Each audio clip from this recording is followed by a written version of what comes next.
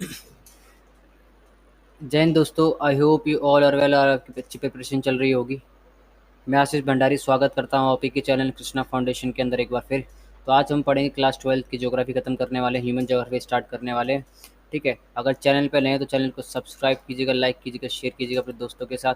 ठीक है, और चैनल पर नए हैं तो चैनल को देख लीजिएगा, प्लेलिस्ट बना दी गई है और भी वीडियोज़ की। ठीक है, अगर आप पूरी क्लास का एक्सेस करना चाहते हैं तो आपको क्या करना पड़ेगा, ठीक है, वो समझ लेते हैं।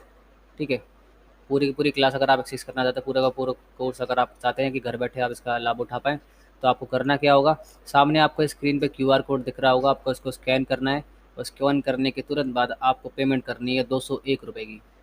ठीक है, 201 रुपये की पेमेंट कर देंगे जैसे ही आप, तो क्या करना है आपको, उसी को इसी नंबर पे, सामने आपका नंबर जो दिख रहा है 9278032677, इस पर आप पेमेंट भी कर सकते हो। इसी नंबर पे व्हाट्सएप करना है आपको। ठीक है, अब जो आपने स्क्रीन शेयर करी है, जो आपने स्क्रीन शॉट लिया है पेमेंट का, जैसे ही आप स्क्रीन शॉट भेजते हैं पेमेंट का, कन्फर्मेशन का, आपको एक ग्रुप में ऐड कर दिया जाता है। इसके साथ आपको क्या मिलने वाला है, ग्रुप के अंदर क्या फैसिलिटीज़ होने वाली है, पीडीएफ नोट्स मिलने वाले हैं आपको, पीडीएफ प्लस में नोट्स। ठीक है, कॉम्प्रीहेंसिव प्रिपरेशन का मतलब ये है कि आप हमारे से पढ़ने के बाद आपको किसी भी तरह के नोट्स, अदर सप्लीमेंट्री कुछ भी लेने की ज़रूरत नहीं पड़ेगी। जो हमारे पीडीएफ नोट्स होंगे वो सारे सफिशेंट होने वाले हैं। माइंड मैप जैसे फिर चैप्टर खत्म होता है, आपको समरी के रूप में पूरा का पूरा चैप्टर समझा दिया जाता है, एज अ पिक्चोरल डाटा के रूप में, एक ट्री फॉर्म में। ठीक है, रिकॉर्डेड लेक्चर, जी हाँ, रिकॉर्डेड लेक्चर होने वाले हैं सारे के सारे। आप चाहे तो ऑफलाइन क्लासेस भी ले सकते हैं, लेकिन अभी, ठीक है, अगर आप अलीगढ़ में रहते हो तो मुझसे ले सकते हैं। ठीक है, रिकॉर्डेड लेक्चर भी ले सकते हैं, ये वैसे तो ये ऑनलाइन कोर्स है। ठीक है, जिसको आप घर बैठे आराम से सुन सकते हो। ठीक है, बिना किसी, कितनी बार देखो कोई दिक्कत नहीं है। वन टाइम पेमेंट, जो आपको पेमेंट करनी है सिर्फ आपको वन टाइम पे एक बार करनी है, उसके बाद किसी भी तरह की पेमेंट करने की ज़रूरत आपको नहीं है। ठीक है, पर्सनल गाइडेंस, बिल्कुल आपको मेरी पर्सनल गाइडेंस मिलने वाली है। ठीक है, पर्सनल गाइडेंस का मतलब ये है कि आपको मेरी पूरी की पूरी जो पर्सनल गाइडेंस मिलने वाली है। ठीक है, और पूरा का पूरा कोर्स आप एक्सेस कर सकते हैं। ठीक है, और आपको क्यों क्यों कोर्स ज्वाइन करना चाहिए, आपको मेरी एजुकेशन क्वालिफिकेशन देख लीजिए। मेरा नाम आशीष भंडारी है, मैंने ग्रेजुएशन कर रखा है दिल्ली यूनिवर्सिटी से। ठीक है, पीजी कर रहा हूँ, पोस्ट ग्रेजुएशन कर रहा हूँ, MA history for Aligarh Muslim university. ठीक है, मुझे 5 साल का एक्सपीरियंस है किस चीज़ का, टीचिंग लाइन का। ठीक है, आपके अदर कोर्सेज ऑफ एनसीईआरटी के शुरू हो चुके हैं, अगर पूरा का पूरा आप एक्सेस लेना चाहते हैं तो आप ले सकते हैं। ठीक है, अगर चलते हैं 8th 9th 10th की भी क्लासेस शुरू हो चुकी है। ठीक है, सामने आपको क्या कहते हैं, स्क्रीन पे आपको दिख रहा होगा सिलेबस डिस्कस कर लेते हैं आप 12th क्लास का। ठीक है, सबसे पहले तो, ठीक है, तो इससे सिलेबस है आपका इंग्लिश के अंदर, फंडामेंटल ऑफ ह्यूमन जोग्राफी को समझेंगे आप। ठीक है, human geography, nature and scopes. ठीक है, ठीक है, चैप्टर 1 इसका है। ठीक है, चैप्टर 2 है world population distribution and density and growth. Third chapter है आपका ह्यूमन डेवलपमेंट। फोर्थ है प्राइमरी एक्टिविटीज, फिफ्थ वन है secondary activities, fourth six one है territory quarterly activities. Seventh one है आपका ट्रांसपोर्टेशन एंड कम्युनिकेशन। ठीक है, अच्छा सा एट्थ वन होना वाला आपका इंटरनेशनल ट्रेड। इसी को हिंदी में देख लेते हैं। ठीक है, ठीक है, मानव भूगोल, प्रकृति और इस विशेष क्षेत्र, विश्व जनसंख्या, वितरण, घनत्व और वृद्धि, मानव विकास, प्राथमिक क्रिया, द्वितीय क्रिया है, तृतीय और चतुर्थ क्रियाकलाप, परिवहन, संसार, अंतर्राष्ट्रीय व्यापार। ठीक है, अगर चैनल पर नए हो तो चैनल को सब्सक्राइब जरूर कर लीजिए, जिससे आपको किसी भी तरह की नोटिफिकेशन मिस ना हो जाए। ठीक है, स्टार्ट करते हैं पूरा का पूरा चैप्टर। एक बार मैं वीडियो देख लेता हूँ, सही आ रही नहीं आ रही। हाँ ठीक है, सही आ रही है जी। चलिए इस कोर्स को शुरू करते हैं, क्लास शुरू करते हैं। ठीक है, तो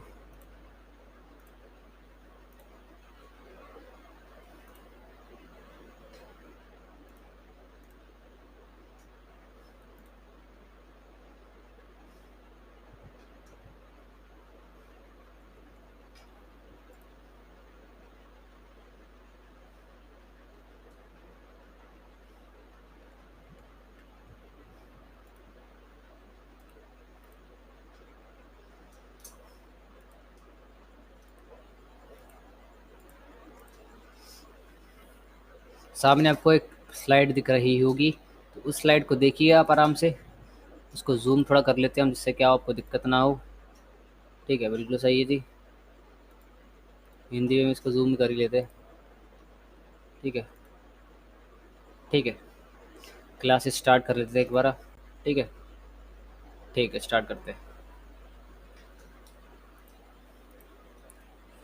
पढ़ेंगे हम किसका, मानव भूगोल प्रकृति और इसके विशेष क्षेत्र। भूगोल क्या होता है? पृथ्वी का मानव आवास के रूप में अध्ययन ही क्या कहलाता है? आपका भूगोल कहलाता है। मतलब कि जो आप पृथ्वी पर मानव रहते हैं उसका अध्ययन ये क्या कहलाता है? आपका भूगोल। क्योंकि जो पृथ्वी पर है मानव जो रहता है बहुत सारी क्रियाकलाप करता है अपने जीवित रहने के लिए। तो इसी का अध्ययन का इस दौरान जितनी भी तरह की क्रियाकलाप करता है जीवित रहने के लिए, ठीक है, तो उसी का अध्ययन क्या कहलाता है? आपका भूगोल कहलाता है। ठीक है, समझ में आ गया आपको? Geography is study of earth as an abode of human being. मतलब कि ज्योग्राफी जब हम पढ़ते हैं तो क्यों पढ़ते हैं? क्योंकि जो हम आपको क्या कहते हैं, ह्यूमन एंड नेचर का रिलेशन, जो अर्थ का रिलेशन है उसको समझ सके कि जो क्या कहते हैं ह्यूमन है बहुत सर्वाइव करने के लिए अर्थ के साथ, अर्थ के बहुत सारे जो एलिमेंट्स है ना, उनके साथ बहुत सारी एक्टिविटीज़ करता है अपने जीवित रहने के लिए। ठीक है, जैसे कि सांस लेना, उसके बहुत सारे प्रणाली, बहुत सारे जीवों पर मानव जो निर्भर भी करता है खाने के लिए। ठीक है, आप समझ सकते हैं फूड चैन के रूप में। ठीक है, तो यही था, इसी इसी की स्टडी जो क्या कहते हैं, geography study of earth as an order of human being is called geography. समझ में आ गया? जियोग्राफी का मतलब जियो मतलब अर्थ, ग्राफी मतलब पढ़ना। क्या मतलब कि अर्थ का अध्ययन क्यों कर रहे हैं? क्योंकि इस पर मानव रहता है, इसलिए हम इसका अध्ययन करते हैं या फिर इसकी स्टडी करते हैं। ठीक है, अब जियोग्राफी के दो कंपोनेंट्स होते हैं, सामने में दो क्या कहते हैं शाखाएं होती है। पृथ्वी के दो घटक होते हैं। पहला होता है प्राकृतिक भूगोल, या फिर बोल सकते हैं उसको भौतिक भूगोल। प्राकृतिक भूगोल है, भौतिक भूगोल में क्या आते हैं? पहाड़, झरने, पेड़ पौधे, ठीक है, नदियाँ, है ना, और क्या आते हैं? वर्षा, ठीक है, जितने भी भौतिक कारक है इसके। ठीक है, समझने आ गया? वर्षा हो गई आपकी, ठीक है, चक्रवात हो गया, सारे के सारे भौतिक कारक है जो मानव को प्रभावित करते हैं। दूसरा है जीवित रूप में मानव। ठीक है, और क्या करता है मानव? क्या करता है? पृथ्वी पर रहता है तो उसका भी अध्ययन करना में ज़रूरी है। क्या करता है? जब बहुत सारी क्रियाकलाप करता है, नदियों के साथ भी बहुत सारी क्रियाकलाप करता है, जीवित रहने के लिए नदियों के आसपास अपनी बस्तियों का निर्माण करता है। ठीक है, जिससे क्या हो, पानी की अच्छी तरीके से उनको सुचारू रूप से इसका क्या कहते हैं एक्सेस मिल सके, स्रोत मिल सके कृषि करने के लिए। प्राचीन काल से जो मानव जो बस्तियाँ बसी, चाहे आप सिंधु घाटी सभ्यता देख लीजिए, या जब मेसोपोटामिया सभ्यता देख लीजिए, चाहे आप मिस्र की सभ्यता देख लीजिए, ये क्या है? नदियों के आसपास बसी हुई थी। ठीक है ना? सिंधु घाटी सभ्यता जो थी आपकी, सिंधु नदी, उसकी जो अन्य सहायक नदी थी, सिंधु, झेलम, चिनाब, रावी, व्यास, सतलज, उसके आसपास बसी हुई थी। ठीक है, उसी तरीके से जो आपको मेसोपोटामिया सभ्यता थी, दो सभ्यता थी आपकी, सभ्यता थी मेसोपोटामिया, वो क्या, दजला और फरात, यूफ्रेट रिवर एंड टिग्रिस रिवर जो थी उसके आसपास भी का विकास हुआ। ठीक है, जो तीसरी थी मिस्र की सभ्यता, ये किसके आसपास इसका विकास हुआ? नील नदी के आसपास इसका विकास हुआ। क्यों मानव प्राचीन काल से मानव के लिए पानी बहुत जरूरी है। हमारा 90% हमारा जो शरीर है पानी से बना हुआ, उसकी पानी की आवश्यकता उसको होती है। समझ आ गया? इसी तरीके से पहाड़, झरने, पेड़ पौधे, ठीक है, पेड़ों से उसको खाद्य सामग्री उपयोग होती है। ठीक है, तो जीवित रहने के लिए किस पर निर्भर करता है? वनस्पति पर निर्भर भी करता है मानव। ठीक है, प्राचीन काल से भी पहले क्या करता था? खाद्य आखेटक के रूप में, मतलब कि खाद्य जो कंदमूल होते थे उनका इकट्ठा करता था। ठीक है, जब वो आदिम था पाषाण काल में, जब मध्य पाषाण काल में क्या हुआ? थोड़ा विकसित हुआ, और नव पाषाण काल में क्या हुआ? मानव आगे जाकर कृषि कार्य करने लग गया। ठीक है, ठीक है, समझ में आ गया आपको? मानव भूगोल प्रकृति तथा मानव के अंतर संबंध अन्य क्रियाओं का अध्ययन करता है। ठीक है, अब समझते हैं ह्यूमन ज्योग्राफी क्या होती है। ह्यूमन ज्योग्राफी क्या होती है? देखो, मानव क्या है? प्रकृति के साथ बहुत सारी क्रियाकलाप करता है, चाहे पेड़ पौधों के साथ क्रियाकलाप करता है, अपने जीवित रहने के लिए पेड़ पौधों को क्या कहता है? भोग भी करता है। ठीक है, नदियों से क्या करता है? प्रकृति के तत्व कौन कौन से हो गए आपके, जिसको हम भौतिक कारक भी बोल सकते हैं, प्राकृतिक बोल सकते हैं। प्रकृति वही है, जैसे कि पेड़ पौधे, झरने, वन, ठीक है, मृदा होगी आपकी। ठीक है, अगर अच्छी मृदा हुई तो वहाँ पर खेती अच्छी कर सकता है मानव। ठीक है, और अगर वर्षा अच्छी होती है तो उससे भी खेती अच्छी हो पाती थी प्राचीन काल से ही। दूसरा आपका देख लीजिए आप, वनस्पति, वनों से क्या होता था? बहुत सारे खाद्य पदार्थ वो संग्रहित करा करता था मानव, पहले भी करता है और आज भी। अगर आप जनजातीय लोगों को देख लो तो प्रकृति की वो आज भी पूजा करते हैं। क्यों करते हैं? उनको पता है कि प्रकृति का महत्व क्या है। तो मानव भूगोल में क्या होता है कि मानव भूगोल किस चीज़ का अध्ययन करता है? प्रकृति और मानव के बीच जो संबंध पाया जाता है। क्यों संबंध पाया जाता है? क्योंकि दोनों के दोनों आपस में जुड़े हुए हैं। ठीक है, मानव भी क्या करता है? अपने जीवन जीने के लिए प्रकृति के जो जितने भी तत्व है, ठीक है, चाहे वन पानी हो गया, चाहे वन हो गया, चाहे आपका ना बहुत सारी चीज़ें होंगी उन पर निर्भर करता है। उन पर निर्भर करने के साथ-साथ इन बहुत सारी क्रियाकलाप भी करता है, अपने आप को सर्वाइव करने के लिए या फिर अपने आप को जीवित रखने के लिए। तो इन्हीं क्रियाकलापों का अध्ययन क्या कहलाता है आपका? भूगोल कहलाता है, मानव भूगोल कहलाता है, ठीक है? समझ में आ गया आपका? Physical geography of a physical environment of different region, मतलब कि अलग-अलग रीजन में क्या होता है, जो भौतिक कारक होते हैं वो अलग-अलग होते हैं, ठीक है? जैसे कि कहीं पहाड़ होते हैं, कहीं झरने होते हैं, ठीक है? कहीं पर पठार होता है, कहीं पर समतल भूमि होती है, उसको बोलते हैं प्लेन एरिया बोलते हैं, कहीं पर प्लेटू होता है, कहीं पर माउंटेन्स होते हैं, है ना? कहीं पर क्या होता है, कहीं पर ट्रेंच होता है, ठीक है? कहीं पर रिवर्स होती है, कहीं पर रिवर्स नहीं होती है, कहीं पर डेजर्ट होता है, तो वहाँ पे भी ह्यूमन रहता है, ठीक है? और ह्यूमन ज्योग्राफी क्या है? Study of inter relationship between the human and the physical environment, मतलब कि जो ह्यूमन जो है क्या कहता है, जो रिलेशनशिप बनाता है किसके बीच में? आपकी नेचर नेचर बोल लीजिए या फिजिकल फिनोमेना के बीच में, ठीक है? और ह्यूमन के बीच में संबंध जो पाया जाता है, रिलेशनशिप पाया जाता है। अब ये रिलेशन क्यों पाया जाता है? क्योंकि जो क्या कहते हैं जो ह्यूमन है, वो डायरेक्टली और इनडायरेक्टली रूप पे जो नेचर है या नेचर बोल लीजिए फिजिकल एनवायरनमेंट हो गया आपका, उसका बात है कि नेचर है। नेचर यहाँ पर कहने का मतलब क्या? फिजिकल एनवायरनमेंट, जैसे कि माउंटेन्स हो गया आपका, फॉरेस्ट हो गया आपका, रिवर्स हो गया आपका, ठीक है? वहाँ का क्लाइमेट हो गया, ठीक है? वहाँ पे वर्षा कैसी होती है, रेन कैसी होती है, ठीक है? वहाँ का ड्रेनेज सिस्टम कैसा है? ये सारे के सारे क्या है? फिजिकल फैक्टर है। फिजिकल फैक्टर जिनको आप छू सकते हैं, महसूस कर सकते हो, ठीक है? इनके साथ क्या करता है? अपने आप को सर्वाइव करने के लिए बहुत सारी एक्टिविटीज़ करता है। यानी ये एक्टिविटी की स्टडी क्या कहलाती है? Human geography. समझ आ गया आपको? Nature of the human geography, थोड़ा हिंदी में भी इसको समझ लेते हैं आगे जाके पहले, ठीक है? देखो प्रौद्योगिकी के विकास के साथ क्या हुआ, प्रकृति और मानव के बीच में जो संबंध था वो क्या हुआ? चेंज होता गया। पहले मानव जो था आदिम था, आदिम समझ पा रहे हो? वो क्या कहते हैं, बहुत ही क्या कहते हैं, जंगलों में रहा करता था ना, उसकी उतना उसका ज्ञान का विकास नहीं हो पाया था। तो जब उसको पता नहीं था प्रकृति के जो जितने भी कारक है उनका यूज़ कैसे करना है, तो उससे डरा करता था शुरुआत में। तो उसकी पूजा भी करा करता था, है ना? फिर क्या हुआ, धीरे धीरे करके क्या हुआ, उसने क्या कहते हैं खेती करना शुरू करा। तो प्राकृतिक संसाधनों का उसने यूज़ करना सीखा, ठीक है? प्राकृतिक संसाधन जो उसका यूज़ करना सीख लिया, ठीक है? अब कैसे अब कैसी समय आ गया है, प्राकृतिक संसाधनों का यूज़ नहीं कर रहा है मानव, उसका दुरुपयोग भी कर रहा है, ठीक है? ये रिलेशन क्या है? दुरुपयोग कर रहा है। पहली अवस्था और दूसरी अवस्था क्या थी? मानव और प्रकृति के बीच में जो संबंध था वो कैसा था? वो आपका आगे जाके पूरा पूरा स्लाइड समझेंगे, ठीक है? वो संबंध कैसा था? वो जो संबंध था वो संतुलित था, क्योंकि उस टाइम पे मानव प्रकृति आदिम काल में संबंध कैसा था? प्रकृति से डरा करता था, ठीक है? प्रकृति से डरा करता था, ठीक है? प्रकृति की पूजा किया करता था, ठीक है? फिर धीरे धीरे के क्या हुआ, उसने उत्पादन करना शुरू कर दिया नवपाषाण काल में आते आते। तो प्रकृति के बहुत सारी जो वो एलिमेंट्स थे, वन आपका हो गया या फिजिकल इन्वायरमेंट बोलिए या भौतिक कारक जो थे, जितने भी वन वन हो गए, नदियाँ होगी, पहाड़ पर्वत, इनके साथ क्या करने लग गया? सर्वाइव करने के लिए इनका यूज़ करने लग गया। पहाड़ों से उसने क्या करा?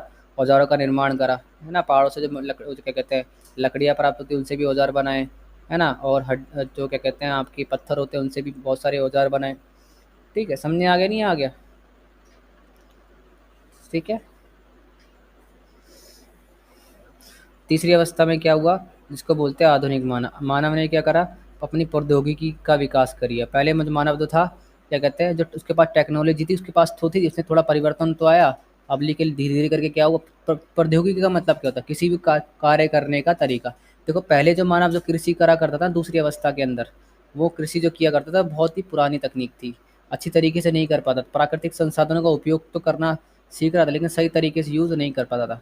लेकिन जब तीसरी अवस्था आई, जिसको बोलते हैं असंतुलित अवस्था, मानव और प्रकृति के बीच में जो संबंध था उसकी, उसमें क्या हुआ, मानव क्या कहते हैं प्राकृतिक संसाधनों का दुरुपयोग करने लग गया। क्यों दुरुपयोग करने लग गया?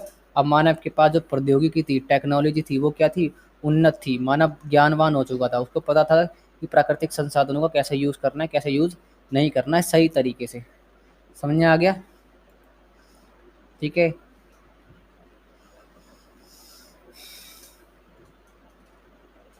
There are three stages between the nature and the relationship between the human, ठीक है? First stage is called the, आपका किसके बोलते हैं? इसको बोलते हैं in which the human is the mainly depends on the nature, nature पर पूर्ण तरीके से डिपेंड हुआ करता था। And not only he depends on the nature, he also uh, worried from this nature. He also worship the nature. Okay, because he does not know the how to utilize the resources who he's getting, which is getting the from the natural environment, or we can say that the he is getting from the your nature. But a few times back, few years later, gradually humans started utilizing the resources of nature. जो nature से उसको resources प्राप्त हो रहे थे उनका utilisation अच्छी तरीके से नहीं, लेकिन यूज़ करना सीख चुका था। ठीक है ना, ठीक है ना। अब मानव जो था प्रकृति से डरता नहीं था। ठीक है, it does not scared of nature, but he started utilising the resources of nature. Just because of he started using the new technology of utilizing the resources from getting the nature. Okay, I think you are getting my points. The third stage is modern stage, in which in which human is more modern comparatively its previous stages, first and second stages.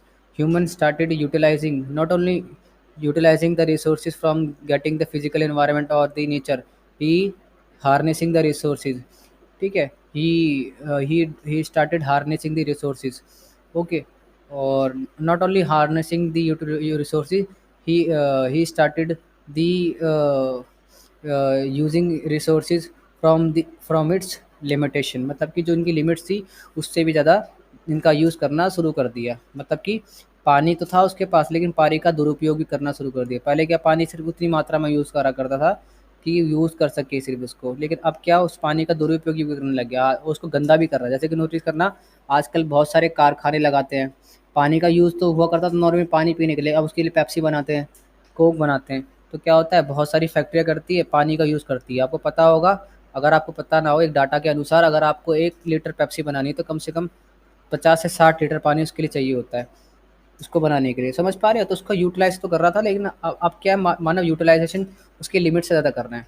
अब इसके कारण क्या हुआ, nature के अंदर क्या imbalance आया, imbalance आ गया, समझ आ गया।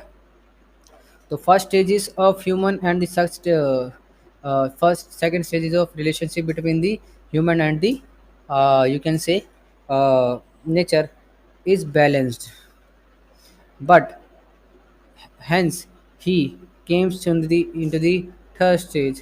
Human, I'm talking about the human.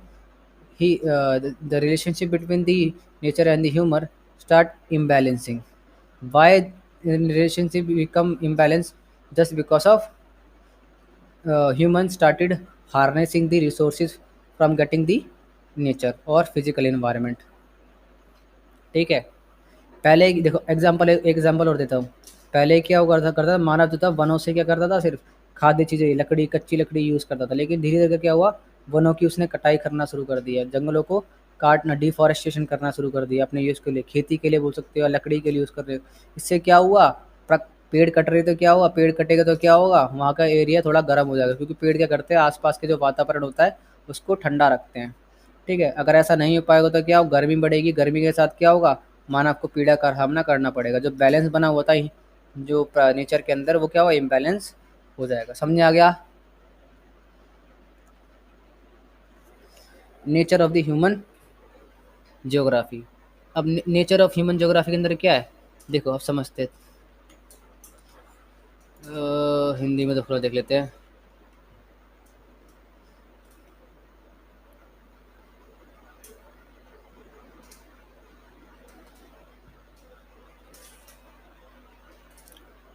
मानव और प्रकृति के बीच संबंधों का अध्ययन 3 विचारधाराओं के द्वारा किया जाता है। ठीक है, जो संबंध जो बने मानव और प्रकृति के बीच में, उसको हम 3 विचारधाराओं में बांट सकते हैं। ठीक है, जो विचारधाराएं दी उनको बोलते हैं। पहले था निश्चयवाद, ठीक है, डिटर्मिनिज्म। दूसरा था संभाववाद, पॉसिबिलिज्म। एक था, थर्ड था नव निश्चयवाद, इसको बोलते हैं न्यू डिटर्मिनेशन। ठीक है, निश्चयवाद में क्या था, डिटर्मिनेशन में क्या था आपका, डिटर्मिनेशन में क्या था कि ह्यूमन था, क्या कहते हैं, प्रकृति पर निर्भरता, अपने आप को प्रकृति के अनुसार ढाल रहा था, ना कि प्रकृति को अपने अपने रूप ढाल रहा था।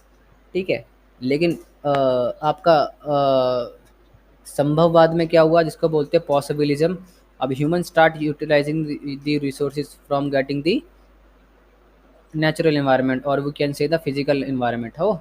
ठीक है। जो मानव उसको प्रकृति से जो संसाधन मिल रहे थे उनका यूज़ करना सीख गया, क्योंकि अब तो सर टेक्नोलॉजिकली, प्रौद्योगिकी के स्तर पर मानव विकसित था, तुलनात्मक आधार पर देखा जाए तो पिछले अपने वर्षों में।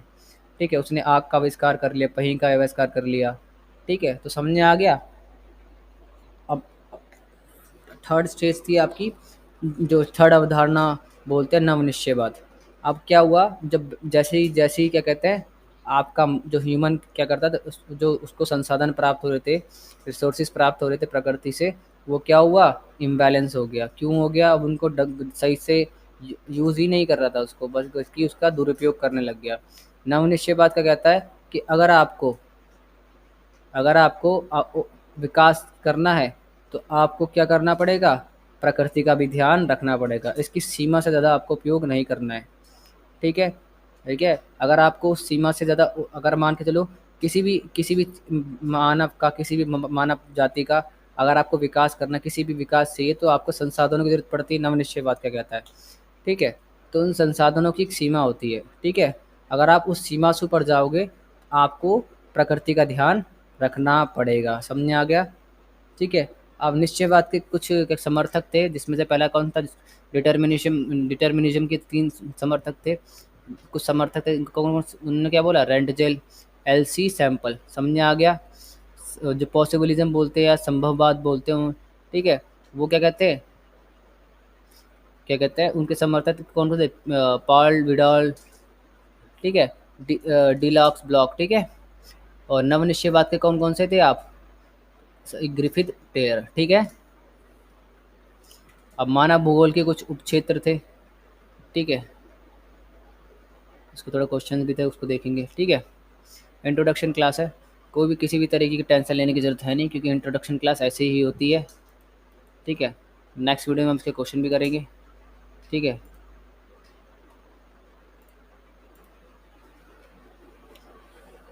अनिश्चयवाद क्या कहता है, समझ में आ गया। संभववाद क्या कहता है, ठीक है। और नवनिश्चयवाद क्या कहता है, समर्थक कौन कौन से हो गए, समझ आ गया।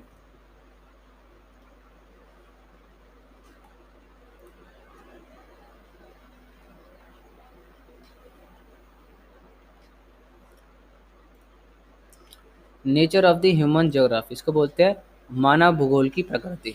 अब मगन मानव भूगोल में आप क्या क्या चीज़ें पढ़ते हो। ठीक है। Human geography is a human scientific science. अब मानव भूगोल क्या है, हम उसमें क्या करते हैं, मानव से केंद्रित जो विज्ञान है उसका अध्ययन करते हैं। ठीक है। मानव के बारे में पढ़ते हैं। ठीक है। जो ज्योग्राफी का जो ह्यूमन एक्सपेक्ट है उसको समझते हैं। ठीक है। किस तरीके से ह्यूमन जो है ज्योग्राफी से जुड़ा हुआ है। ठीक है। Human geography is human so ecology. Ecology मतलब कि इन्वायरमेंट की बात हो रही है। ठीक है। अब मतलब कि हम मानव के बारे में पढ़ते तो हैं, साथ साथ मानव जो है प्रकृति बोल लीजिए, इन्वायरमेंट बोल लीजिए, इकोलॉजी बोल लीजिए, उसके साथ भी क्या करता है, संबंध स्थापित करता है। क्यों, खाने के लिए वो किस पर निर्भर करता है, पर्यावरण पर, ये प्रकृति पर बोल लीजिए, इकोलॉजी पे बोल लीजिए। ठीक है। तो उसका भी अध्ययन करते हैं। ठीक है। जो संबंध बनाता है अपने आप को जीवित रखने के लिए प्रकृति से, उसका अध्ययन किस में करते हैं, हम करते हैं ह्यूमन इकोलॉजी के अंदर, ह्यूमन ज्योग्राफी का पार्ट है वो। ठीक है। Element of humans are connected with the terrestrial integrity. जो ह्यूमन जो है वो क्या है, आपस में किससे जुड़े हुए हैं, मतलब कि एक भूमि से। ठीक है। एक इंसान दूसरी जगह जा सकता है, दूसरा इंसान दूसरी जगह आ सकता है। Human geography is a science of society, मतलब कि मानव ने क्या करा, बहुत सारी सोसाइटीज़ का निर्माण करा, संस्कृति का निर्माण करा। जैसे अमेरिकन कल्चर सोसाइटी अलग है, इंडियन सोसाइटी अलग है। ठीक है। उधर भी ह्यूमन रहते हैं, इधर भी ह्यूमन रहते हैं। ठीक है। उधर के ह्यूमंस में क्या डिफरेंस है और इधर के ह्यूमंस में क्या डिफरेंस है, दोनों में बहुत अंतर है। खान पीन में बहुत अंतर है, लोगों की सोच में बहुत अंतर है, पहनावे में बहुत अंतर है, लोगों के विकास, दोनों के विकास स्तर भी बहुत अलग अलग है। तो हम क्या करते हैं, इनका स्टडी करते हैं। समझ आ गया। और उन सोसाइटी बनाई है मानव ने अपने आप को जीवित रखने के लिए, ठीक है ना, अपने आप को एंटरटेन करने के लिए बोल लीजिए, या फिर अपने आप को विकास विकसित करने के लिए। समाज क्या है, समाज क्या है, हमारा ही पृथ्वी में, तो उसका भी, समाज का भी अध्ययन करते हैं ह्यूमन ज्योग्राफी के अंदर। Human geography is based on the areal differences.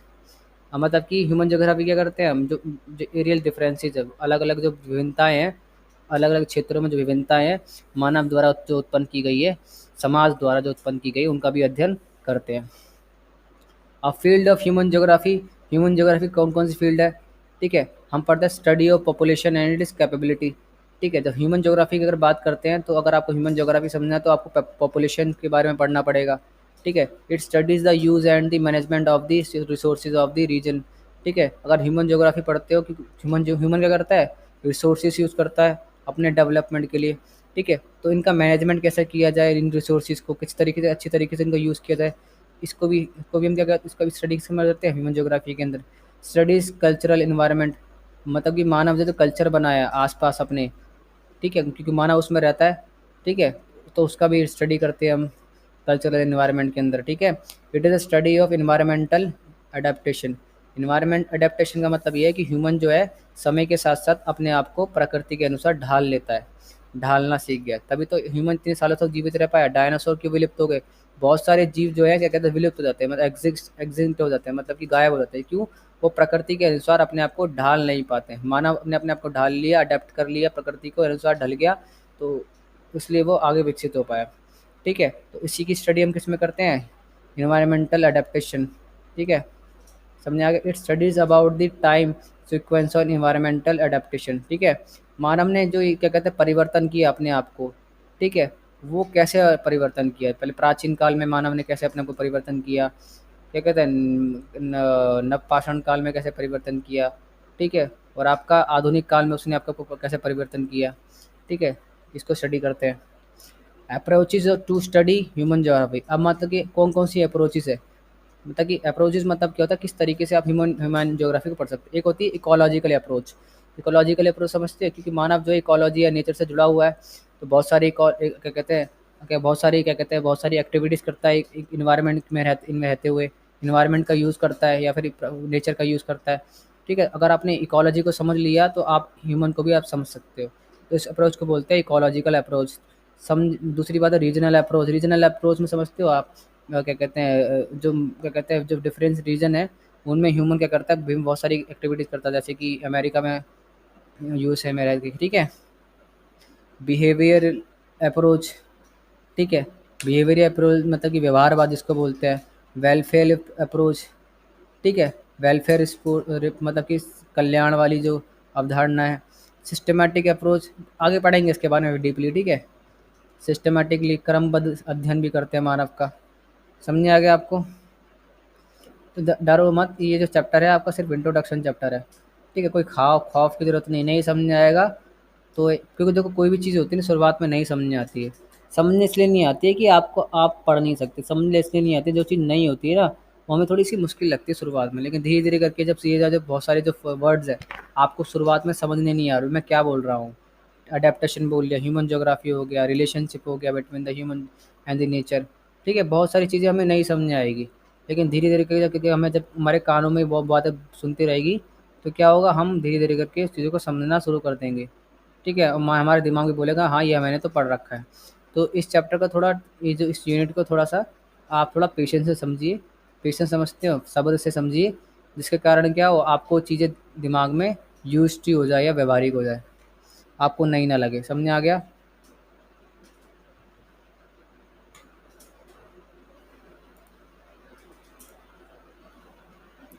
मानव भूगोल के उपक्षेत्र, मानव भूगोल के उपक्षेत्र कौन कौन से हैं? आपका है सामाजिक भूगोल, समाज का निर्माण करता है। तो अगर जब भूगोल की वे शाखा जो मानव समाज का अध्ययन करता है उसको बोलते हैं सामाजिक भूगोल। इसमें कौन कौन सी चीज़ें आती हैं? व्यवहारवादी भूगोल, सामाजिक कल्याण का भूगोल, है ना, सांस्कृतिक भूगोल, ठीक है, अवकाश का भूगोल, लिंग भूगोल, है ना, ठीक है, ऐतिहासिक भूगोल, चिकित्सा भूगोल। समझे? अगर आपको किसी भी समाज को समझना है तो आप क्या समझोगे, वहाँ के चिकित्सा भूगोल कैसा, मतलब कि वहाँ के लोग स्वस्थ कैसे हैं, ऑब्वियस सी बात है, उनका इतिहास कैसा रहा है, उनका लिंग अनुपात कैसा है, वहाँ पे महिलाएं कितनी हैं, पुरुष कितने हैं, उनका संस्कृति भूगोल मतलब कि उनकी संस्कृति कैसी है ना, वहाँ का सामाजिक कल्याण कैसा है, लोगों में जो रह रहे हैं उनका कल्याण हो रहा नहीं हो रहा है।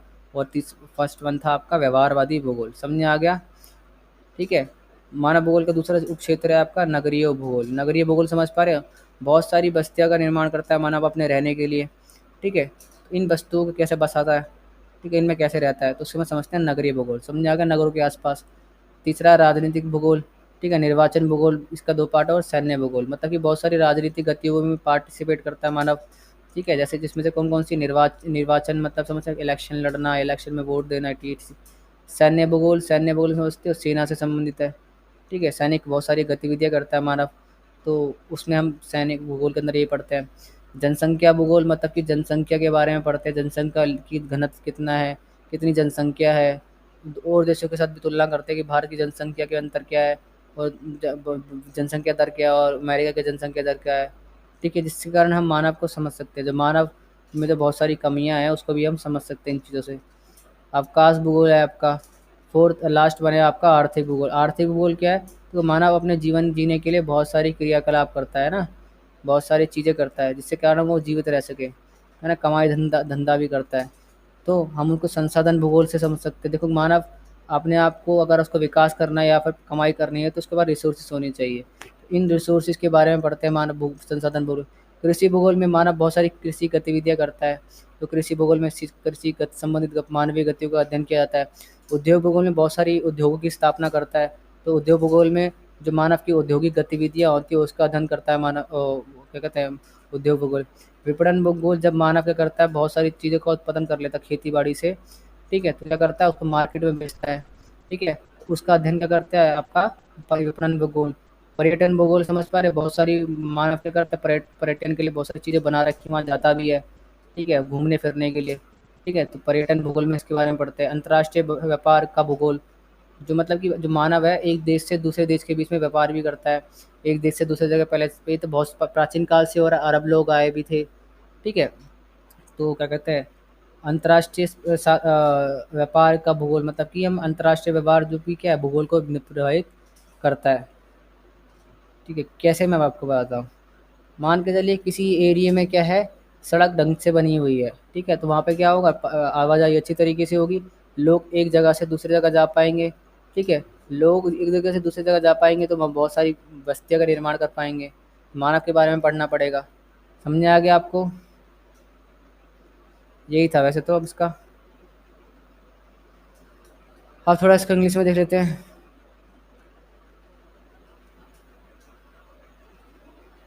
ब्रांचेस ऑफ ज्योग्राफी, ठीक है, इसमें मिलिट्री ज्योग्राफी आता है, पॉपुलेशन ज्योग्राफी आता है, पॉपुलेशन के बारे में पढ़ते हैं हम। अर्बन ज्योग्राफी के मतलब अर्बन सिटीज़ टाउन के बारे में पढ़ते हैं हम, ठीक है। और कौन सा हो गया आपका, ये आपका इकोनॉमिक ज्योग्राफी के अंदर जो मानव है बहुत सारी इकोनॉमिक एक्टिविटी करता है, तो इकोनॉमिक ज्योग्राफी के अंदर इकोनॉमिक्स एक्टिविटीज़ के बारे में ज़्यादा पढ़ते हैं, ठीक है। बिहेवियरल ज्योग्राफी के अंदर साइकोलॉजी के बारे में पढ़ते हैं। मानव जो है इंसान के साथ भी रहता है और जानवर के साथ भी रहता है, किस तरह के व्यवहार करता है, ठीक है, जीवित रहने के लिए अन्य लोगों के साथ और प्रकृति का, उसमें समझते हैं बिहेवियरलिज्म, बिहेवियरल ज्योग्राफी के बारे में। समझे आपका? आगे आपका हिस्टोरिकल ज्योग्राफी, अगर मानव को समझ रहे हैं तो आपको इतिहास भी जानना पड़ेगा। तो हिस्टोरिकल ज्योग्राफी के अंदर आप ह्यूमन के हिस्टोरिकल डेवलपमेंट, अडेप्टेशन था या डेवलपमेंट था, किस तरीके से अपने आप को डेवलप किया समय के साथ साथ, उसका अध्ययन करते हैं। मिलिट्री भूगोल में बहुत सारी मिलिट्री एक्सरसाइज भी मतलब कि बहुत सारी एक्टिविटी करता है। मिलिट्री भूगोल में मानव को एक क्या कहते हैं मिलिट्री भूगोल के रूप में देखा जाता है, ठीक है, समझ आ गया आपको? और ये क्या है इसका, ये आपका सोशल ज्योग्राफी। सोशल ज्योग्राफी समझते हो? मानव जो है क्या एक सामाजिक प्राणी है, सोशल एनिमल है, मतलब कि बहुत सारे लोगों के साथ संबंध स्थापित करता है अपने आप को जीवित रखने के लिए, लोगों से, जानवरों से, पेड़ पौधे से। तो इसमें तो जो हम सोशल ज्योग्राफी के अंदर हम मानव के सोशल एस्पेक्ट को देखते हैं, किस तरीके से मानव ने अपने आप को विकसित करने के लिए और लोगों से संबंध स्थापित किए, ठीक है, संबंध आ गया आपको? तो आज के लिए इतना ही काफ़ी है फिर तो, ठीक है, देख लेते हैं। हाँ, ठीक है, समझे आ गया? तो आज के लिए इतना ही काफ़ी है, ठीक है। तो मिलेंगे अपनी नेक्स्ट वीडियो के अंदर। अगर चैनल पे नए हो तो चैनल को सब्सक्राइब जरूर कीजिएगा, लाइक कीजिएगा, शेयर कीजिएगा दोस्तों के साथ साथ। तो मैं तो ये चाहूँगा कि आप पूरा पूरा कोर्स एक बार देख लीजिए, डेमो क्लासेस, उसके बाद ही ज्वाइन कीजिए तो बेटर रहेगा, ठीक है। इतना मुझे पता है अगर आपने एक बार कोर्स ले लिया तो आप हमसे किसी भी तरह की खामी नहीं रखेंगे, क्योंकि कोर्सेज जो है बिल्कुल सोच समझ के बनाया गया है। वही क्वेश्चंस होते हैं जो एग्ज़ाम्स के लिए इम्पोर्टेंट है। अभी आपको एग्जांपल देख के समझाता हूँ। अभी इकोनॉमिक्स का पेपर हुआ यूपी बोर्ड का, और क्या कहते हैं आपका सीबीएसई बोर्ड का। तो उसमें जो इकोनॉमिक्स पेपर था 95% क्वेश्चन जो थे हमारे हमारे नोट्स और बुक से में फंसे। समझ में आ गया आपको? ठीक है, तो आज के लिए इतना ही काफ़ी है। मिलेंगे अपनी नेक्स्ट वीडियो के अंदर। जय हिंद, जय भारत। और आपके लिए एक सूचना एंड में, प्रकृति का सम्मान करें, महिलाओं का सम्मान करें। धन्यवाद।